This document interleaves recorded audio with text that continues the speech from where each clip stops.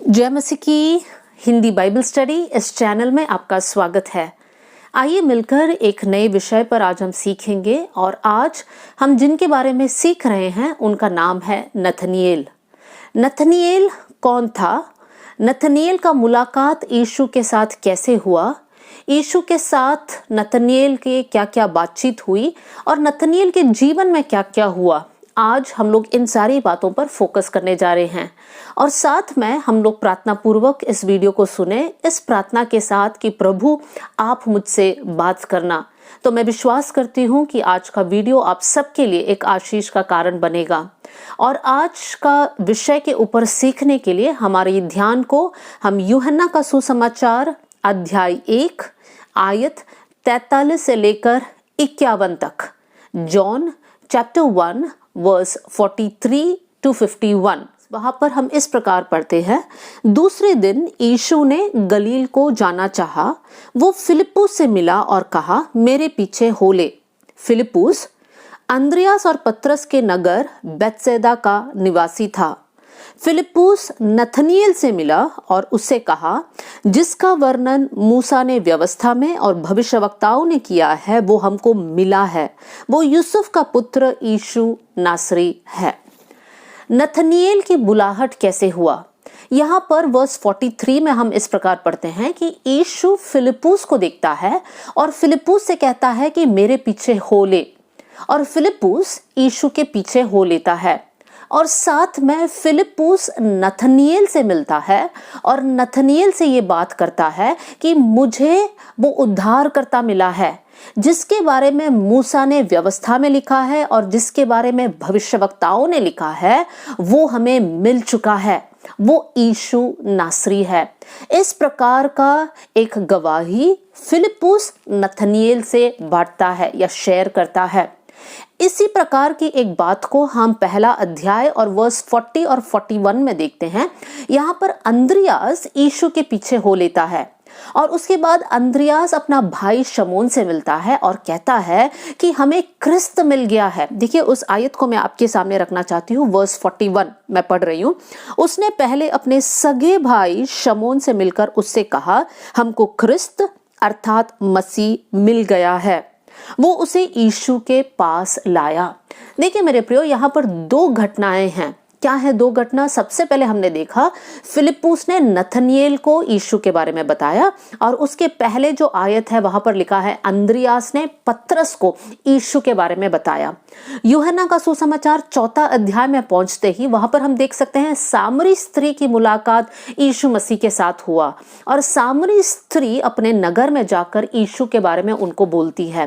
देखिए मेरे प्रियो, यहाँ पर हम देख सकते हैं कि जैसे ही एक इंसान यीशु मसीह को पाता है, चाहे वो स्त्री हो या पुरुष हो, वो जाकर अपनों को बताता है। जैसे अंद्रियास ने अपने भाई शमौन से कहा, फिर हम देखते हैं फिलिप्पुस ने अपना एक मित्र नथनिएल से कहा, फिर हम देख सकते हैं सामरी स्त्री अपने गांव के लोगों से कहती हैं। उसी प्रकार आज हमें भी करना है। हमने यीशु मसीह को पाया है, हमने वो उद्धारकर्ता को पाया है, हमने अनंत जीवन को पाया है। आज हमारी जिम्मेदारी है कि हम हमारे अपनों को, मतलब हमारे परिवार, हमारे रिश्तेदारों को, हमारे दोस्तों को, हमारे समाज के लोगों को यीशु के बारे में बताएं। हम क्या बताएं? जैसे वचन में लिखा है कि आकर देखो कि एक यीशु है, एक उद्धार करता है जो पापों से हमें क्षमा देता है, जो हमसे प्रेम करता है, जो हमें अनंत मृत्यु से बचाकर हमें अनंत जीवन की ओर लेकर जाता है। तो यहाँ पर हम सीख सकते हैं कि नथनिएल यीशु के बारे में कैसे सुना। फिलिप्पुस के जरिए नथनिएल यीशु के बारे में सुनता है, लेकिन यहाँ पर नथनिएल जो रिस्पॉन्स देता है, जो प्रतिक्रिया देता है, वो सही नहीं है। हम देखेंगे उसके वर्स 46 में। यहाँ पर इस प्रकार लिखा है, नथनिएल ने उससे कहा, क्या कोई अच्छी वस्तु भी नासरत से निकल सकती है? देखिए यहाँ पर नथनिएल का माइंड इस प्रकार है, उसके मन में एक पूर्व धारणा है, एक प्रेजुडाइज है कि नासरत से कोई अच्छी वस्तु निकल ही नहीं सकता। बहुत से वक्त हम भी हमारे जीवन के बारे में या दूसरों के बारे में इस प्रकार की पूर्व धारणाएं रखते हैं। हम हमारे जीवन को देखकर बोलते हैं हमारे जीवन से तो हम कुछ भी नहीं कर सकते हैं, हो सकता है हमारे बच्चे कुछ कर ले, या फिर हम किसी नगर को देखकर, किसी लोगों को देखकर हम कहते हैं अरे वो लोग तो कुछ भी अच्छा नहीं कर सकते हैं, उनसे कुछ उम्मीद ही नहीं कर सकते हैं। मेरे प्रियो, ये सारी बातें कहना और सोचना गलत है। नथनिएल का सोच गलत था और नथनिएल ने अपना सोच को बदल दिया। नथनिएल ने क्या कहा, कोई अच्छी वस्तु नासरत से निकल सकता है? मतलब उसको विश्वास नहीं था कि जो उद्धारकर्ता के अपेक्षा या बाट वो लोग जो रहे थे वो नासरत से आ सकता है। फिर क्या होता है, फिलिप्पुस क्या कहता है? फिलिप्पुस कहता है चल कर देख ले। मेरे प्रियो, यहाँ पर एक बहुत अच्छी बात है, फिलिप्पुस नथनिएल के साथ बहस नहीं करता है, एक वाद विवाद नहीं करता है, लेकिन कहता है कि तुम चलकर देख लो। वही बात अंद्रियास पत्रस से भी कहता है, चलकर देख लो। यही बात सामरी स्त्री अपने गांव के लोगों से कहते हैं कि तुम ही चलकर देख लो। मेरे प्रियो, हम लोग वाद विवाद में और लड़ाई झगड़े में हमें इन्वॉल्व नहीं होना है। हमारी जिम्मेदारी है कि हम सुसमाचार को बोले और उनके पास एक इनविटेशन को दे कि तुम आकर देख लो। जो हृदय को परिवर्तित करता है वो हम नहीं, वो प्रभु यीशु मसीह है। और यहाँ पर नथनिएल के सामने एक इनविटेशन आता है फिलिप्पुस की तरफ से कि तुम आकर देख लो। नथनिएल क्या करता है? नथनिएल जाता है या नहीं जाता है? आइए हम लोग देखेंगे वर्स 47। यहाँ पर हम पढ़ते हैं, यीशु ने नथनिएल को अपनी ओर आते हुए देखकर उसके विषय में कहा, देखो ये सचमुच इजरायली है, इसमें कपट नहीं। अब फिलिप्पुस और नथनिएल मिलकर यीशु के पास जा रहे हैं। यीशु ने देखा कि वो लोग मेरे पास आ रहे हैं और यीशु मसीह नथनिएल को देखकर कहता है कि ये एक सचमुच इजरायली है, इसमें कोई कपट है नहीं। मेरे प्रियो, इसकी पहली आयत को जब हमने पढ़ा वहां पर हम देखते हैं कि नथनिएल का एक पूर्व धारणा है। वो इस प्रकार सोच रहा है कि क्या नाजरत से कुछ अच्छी वस्तु निकल सकती है। तो वहां पर हम ऐसे सोचने लगते हैं, कैसे आदमी है नथनिएल? नथनिएल हो सकता है घमंडी है, वो ऐसा अच्छा पुरुष नहीं है। लेकिन जब यीशु मसीह नथनिएल को देखता है, यीशु कहता है कि ये एक अच्छा इजरायली है, सच्चा इजरायली है जिसमें कोई भी कपट नहीं। मेरे प्रियो, हम जैसे लोगों को देखते हैं वैसा परमेश्वर लोगों को नहीं देखता है। हम बाहरी रूप को देखते हैं, लेकिन प्रभु हमारे मन के अंदर को देखता है।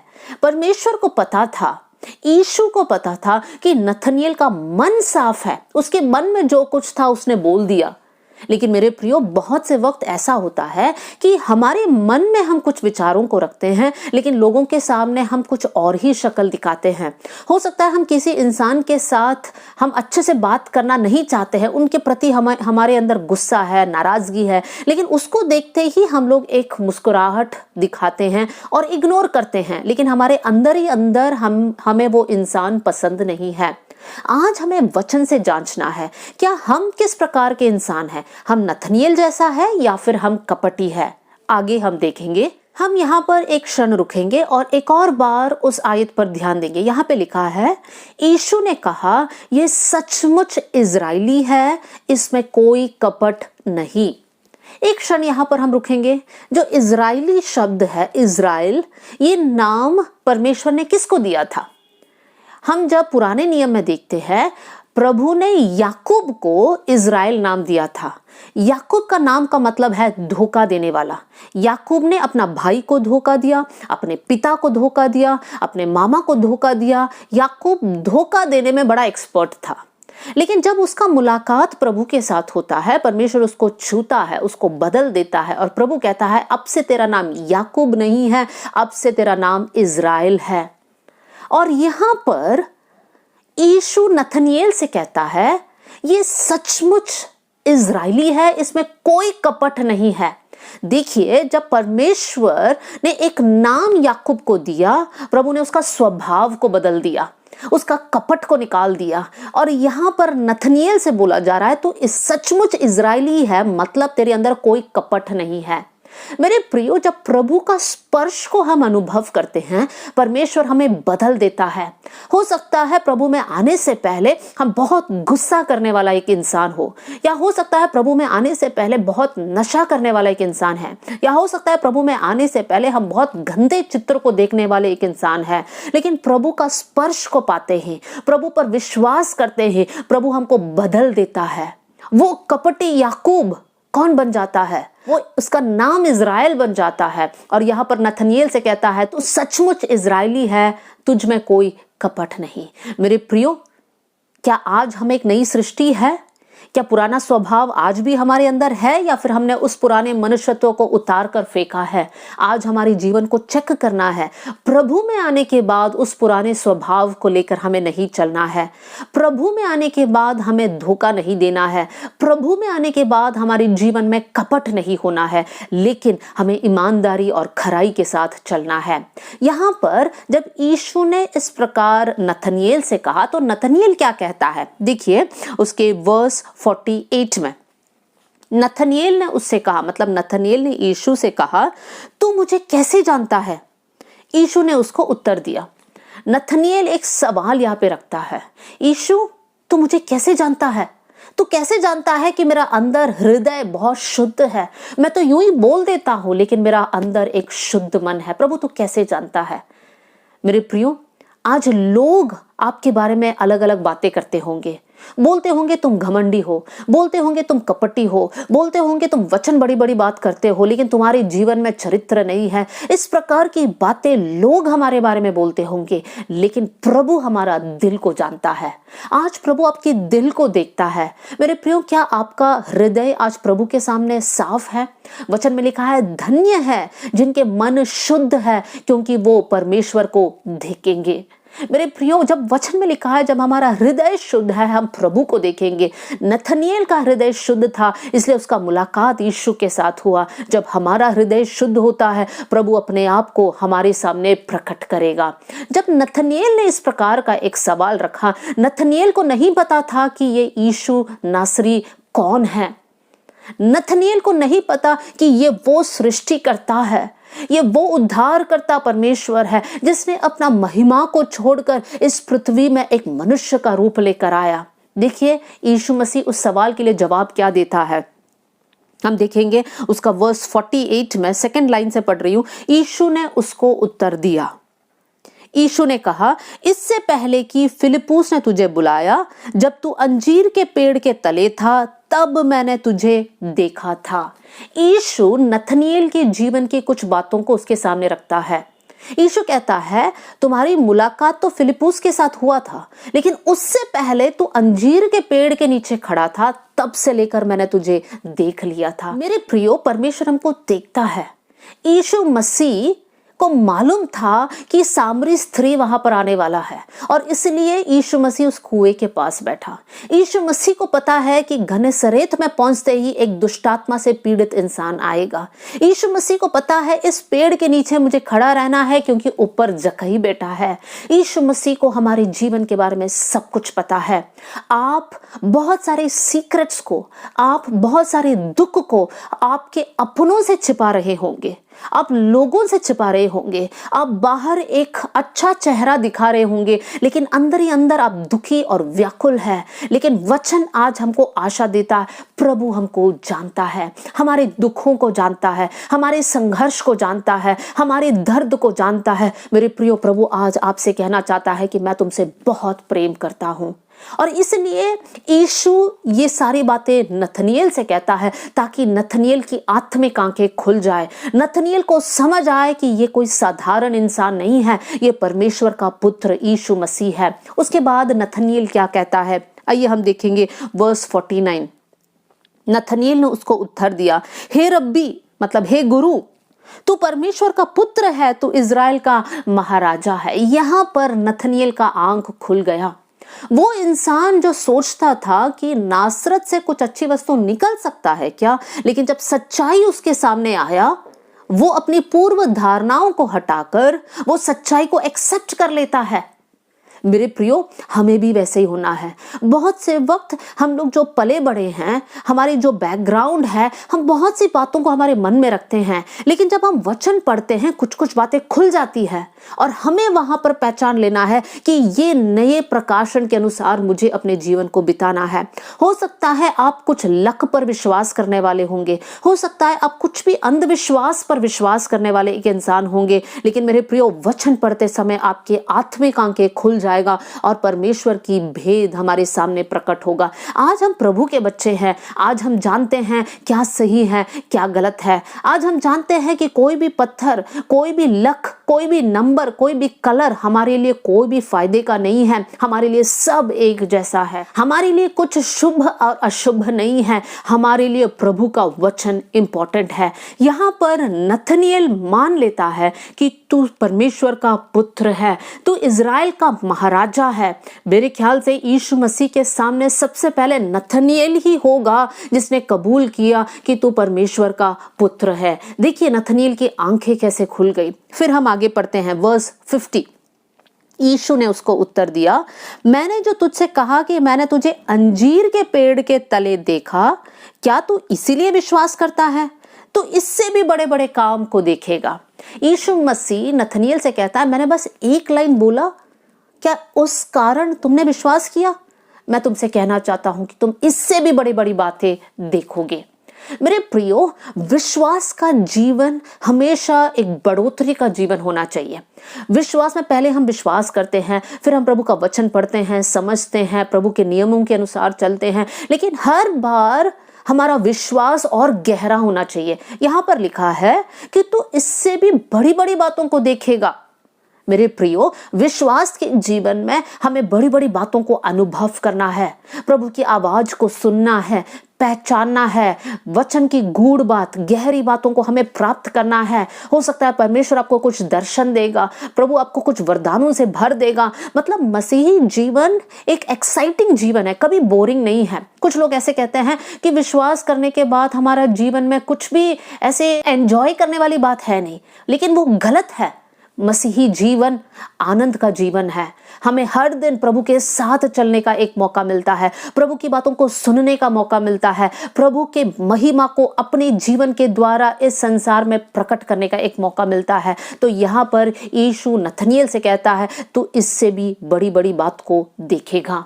फिर यीशु मसीह नथनिएल से क्या कहता है, वर्स 51, फिर उससे कहा, मैं तुमसे सच सच कहता हूं कि तुम स्वर्ग को खुला हुआ और परमेश्वर के स्वर्गदूतों को मनुष्य के पुत्र के ऊपर उतरते और ऊपर जाते देखोगे। यहाँ पर यीशु मसीह नथनिएल से कहता है कि तू बड़ी बड़ी बातें देखेगा, और उसके बाद यीशु मसीह कहता है तू स्वर्ग को खुला हुआ देखेगा, स्वर्गदूतों को नीचे और ऊपर जाते हुए देखेगा। हम लोग यहाँ पर एक क्षण रुकेंगे। यही दर्शन को किसी और ने देखा था। पुराने नियम में हम पढ़ते हैं याकूब ने यही दर्शन को देखा था। उसने क्या देखा था कि स्वर्ग से एक सीढ़ी उतर रहा है और उस सीढ़ी में से स्वर्गदूत ऊपर चढ़ रहे हैं और नीचे उतर रहे हैं। और यही बात यीशु मसीह नथनिएल से कहता है कि तुम भी ऐसे ही दर्शन को देखेंगे। मेरे प्रियो, हम लोग 2 आयत पीछे आएंगे जहां पर लिखा है, यीशु मसीह ने नथनिएल से कहा, जब तू अंजीर के पेड़ के नीचे खड़ा था तब मैंने तुझे देख लिया था।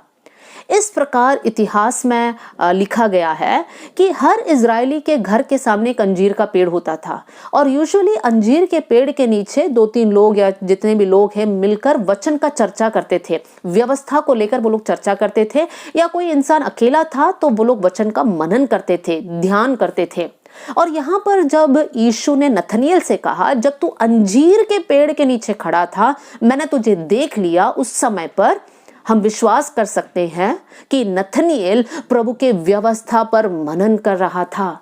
मेरे प्रियो, जो इंसान प्रभु के वचन पर मनन करता है, परमेश्वर उनके लिए भेद की बातों को खोलता है, परमेश्वर अपने आप को उनके सामने प्रकट करता है। आज हमारे जीवन को हमें जांचना है, क्या आप प्रभु के वचन पर मनन कर रहे हैं? मनन करना और पढ़ना एक नहीं है। पढ़ना है कि हम पढ़ते हैं, हमारे अंदर रखते हैं, लेकिन मनन करना मतलब हम उस आयत पर हम ध्यान करते रहते हैं। आप बस स्टॉप पे खड़े हैं, गाड़ी चला रहे हैं, आप खाना बना रहे हैं, आप प्रभु के वचन पर मनन कीजिए। परमेश्वर नई नई प्रकाशनों को आपको देगा। और दूसरी बात यह भी हो सकता है जब नथनिएल अंजीर के पेड़ के नीचे खड़ा होकर व्यवस्था का मनन कर रहा था, उस समय पर उन्होंने यही आयत का मनन किया होगा कि याकूब ने दर्शन देखा। दर्शन में उन्होंने स्वर्गदूतों को ऊपर जाते हुए और नीचे उतरते हुए देखा। इस विषय पर उन्होंने मनन किया होगा और उसी बात को लेकर यीशु मसीह नथनिएल के सामने रखता है। मेरे प्रियो, हमारे विचारों को जानने वाला परमेश्वर, हमारे इच्छाओं को जानने वाला परमेश्वर, आज आपकी इच्छा क्या है? आज आप प्रभु के लिए कुछ करना चाहते हो? प्रभु से और ज्यादा प्रेम करना चाहते हो? प्रभु की आवाज को सुनना चाहते हो, पहचानना चाहते हो? आप प्रभु के वचन पर मनन कीजिए। परमेश्वर आपके लिए आत्मिक आशीषों को आपके जीवन पर उंडेलेगा और आपके लिए नया रास्ता खोलेगा। मेरे प्रियो, वचन पर मनन करना बहुत इंपॉर्टेंट है। देखिए, यहाँ पर यीशु मसीह नथनिएल के साथ बात करता है। नथनिएल फिलिप्पुस के द्वारा यीशु को पहचानता है। नथनिएल यीशु पर विश्वास करता है, नई नई प्रॉमिसेस को पाता है कि तू बड़ी बड़ी बातों को देखेगा। उसके बाद क्या? उसके बाद हम ज्यादा नथनिएल के बारे में नहीं पढ़ते हैं, लेकिन हम यूहन्ना के सुसमाचार उसके अंतिम अध्याय पर जब हम आते हैं, वहां पर हम नथनिएल के बारे में पढ़ते हैं। आइए हमारे ध्यान को अंतिम अध्याय में हम लेकर जाएंगे। यहाँ पर 21वां अध्याय उसका दूसरा और तीसरा आयत मैं आपके लिए पढ़ना चाहती हूँ। जॉन चैप्टर 21 वर्स 2 और 3। यहाँ पर इस प्रकार लिखा है, शमौन पतरस और थोमा जो दिदिमुस कहलाता है, और गलील के काना के नगर का नथनिएल, और जबदी के पुत्र और उसके चेलों में से 2 और जन इकट्ठे थे। यहाँ पर लगभग कुछ 6 या 7 यीशु मसीह के चेले इकट्ठे थे और उनके नाम के साथ नथनिएल का नाम भी जुड़ा हुआ है। देखिए वहां पर लिखा है, और गलील के काना नगर का नथनिएल। यीशु मसीह के चेलों के साथ नथनिएल का नाम कैसे आया? इतिहास में बाइबल स्कॉलर्स या बाइबल पंडित लोग इस प्रकार विश्वास करते हैं कि यीशु मसीह के 12 चेलों में से एक जन का नाम था बरतुलुमै। अब बरतुलुमै का दूसरा नाम नथनिएल है कर वो लोग विश्वास करते हैं। तो यहाँ पर भी हम देखते हैं नथनिएल यीशु मसीह के चेलों के साथ है, मतलब नथनिएल भी यीशु का 12 चेलों में से एक चेला था जिनका नाम बरतुलुमै था। अब यहाँ का संदर्भ को हम देखेंगे। यहाँ पर संदर्भ ऐसा है कि यीशु मसीह का मृत्यु हो गया, यीशु मसीह को गाड़ा गया, यीशु मसीह का पुनरुत्थान हुआ। अब चेले जो 3.5 साल यीशु के साथ साथ चलते थे, वही चेले अब अपने आप को अकेले पा रहे हैं। अब चेले डरे हुए हैं, इसलिए उसका पहला अध्याय चैप्टर 20 और उसका 19वीं आयत में हम पढ़ते हैं, चेले इतना डरे हुए हैं कि वो लोग कमरे में द्वार बंद करके बैठे हैं। उनको डर लग रहा है कि यहूदी लोग आकर हमको पकड़ेंगे या रोमी सरकार आकर हमको पकड़ेंगे, इसलिए डर के मारे वो लोग दरवाजा बंद करके बैठे थे। और 21वें अध्याय में हम पढ़ते हैं कि ये सारे चेले जब बैठे हैं, उसमें से पतरस कहता है, मैं तो जा रहा हूं। कहाँ जा रहा है? मैं तो वापस मछली पकड़ने जा रहा हूं। और जैसे ही पतरस ऐसा कहता है कि मैं वापस मछली पकड़ने जा रहा हूं, बाकी के जितने चेले उनके साथ है वो लोग बोल रहे हैं, हम भी आ रहे हैं। देखिए मेरे प्रियो, यहाँ पर हम देख सकते हैं वो चेले जो यीशु के साथ साथ चलते थे, लेकिन जब उन लोग अकेलेपन को महसूस कर रहे हैं, वो लोग विश्वास में थोड़ा कमजोर हो गए, अब वो लोग पीछे एक कदम उठाया। पतरस जिसने अपना जाल छोड़कर यीशु के पीछे हो लिया था, वही पतरस कहता है, मैं मछली पकड़ने जा रहा हूं। और बाकी के चेले क्या कर रहे हैं? बाकी के चेले बोल रहे हैं, हम भी साथ आएंगे। मेरे प्रियो, विश्वास में हम कितना भी मजबूत क्यों ना कभी कभी समय ऐसा आता है जब हम विश्वास थोड़ा सा ढीला हो जाता है। हो सकता है हमारा परिस्थिति, हमारा आसपास के लोगों के कारण, या हो सकता है हमारे पाप के कारण हम लोग थोड़ा पीछे हट जाते हैं। लेकिन उस समय पर क्या करना चाहिए? यीशु मसीह का मुलाकात पतरस के साथ होता है और यीशु मसीह पतरस से एक सवाल पूछता है, क्या तू मुझसे प्रेम करता है? पतरस ही था ना जो दूसरे चेलों को भी लेकर गया मछली पकड़ने, इसलिए यीशु मसीह पूछता है, क्या तू मुझसे प्रेम करता है?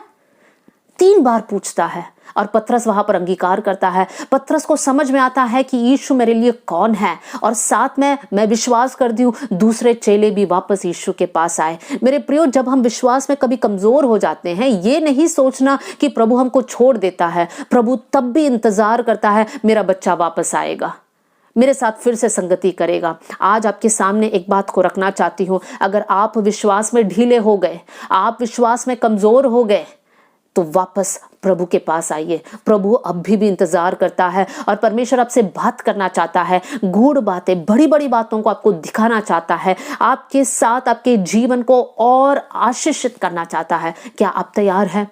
आज हमने नथनीएल के बारे में सीखा और नथनीएल के बारे में और बाकी के चेलों के बारे में इस प्रकार लिखा है, चेलों में से मेजॉरिटी चेले अपने जान यीशु मसीह के लिए अर्पण कर दिया। उसमें से एक नथनीएल भी होगा जिन्होंने अपना जीवन यीशु के लिए अर्पण किया और यीशु के लिए शहीद हो गए। मेरे प्रियो, नथनीएल के जीवन से जो जो सीखा आज वही हमारे जीवन के लिए भी है। आज हम प्रार्थना करेंगे कि प्रभु, हमें आपसे बड़ी बड़ी बातों की अपेक्षा है। आप हमसे बात करना, अपने आप को प्रकट करना, प्रभु वचन का मनन करने के लिए आप हमें सिखाना, प्रभु पूर्व धारणाएं हमारे अंदर से हटा देना। इस प्रकार की एक प्रार्थना के साथ आइए हम लोग प्रेयर करेंगे। स्वर्गीय पिता, आज का वचन के लिए मैं धन्यवाद करती हूँ। वचन सुनने वाले हर एक भाई बहन के लिए मैं दुआ करती हूँ, प्रभु आपका आशीष का हाथ उन पर आने पाए। जैसे आपने नथनीएल से कहा कि तुम इससे भी बड़ी बातों को देखोगे, वैसे ही प्रभु आज वो आयत आप हमसे कहना। आत्मिक जीवन में हम आगे बढ़ना चाहते हैं प्रभु जी, आपसे और ज्यादा प्रेम करना चाहते हैं प्रभु जी, पूरे मन के साथ आपके पीछे चलना चाहते हैं, क्रूस उठाकर चलना चाहते हैं प्रभु जी। आपका अनुग्रह हम सबके ऊपर होने पाए, वचन सुनने वाले हर एक जन आशीषित होने पाए। विशेष कर अगर आज कोई पीछे हटा हुआ एक अनुभव में है, मैं प्रार्थना करती हूँ आज ये वचन उनको उत्साहित करने पाए, वो वापस आपके पास आने पाए प्रभु जी। आपका आशीष हर एक के ऊपर होने पाए। आपने हमारी प्रार्थना सुन ली, इसलिए धन्यवाद। आदर और महिमा आपको देते हुए यीशु के नाम से हम मांगते हैं, amen. God bless you all. जय मसीह की।